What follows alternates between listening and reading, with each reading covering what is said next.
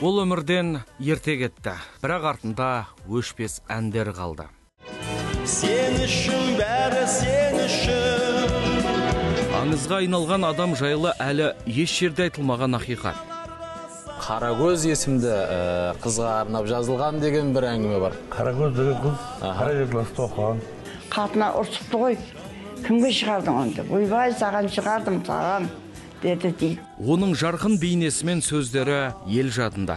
Әкесі өліп қалған бір балдардың тойына бардым, апа, ақшаны алмай кеттім дейді. Адалдықты жаны сүйетін сондай жігіт тұғын. Композитор Ержан Серікбаевты еске алу «Біздер бағдарламасында. Ол бір туар, бұл. Сағынып жүрмін Ержан, қайтамын енді. 27 қыркүйек, 21:00-де Түркістан телеарнасында. Үзілген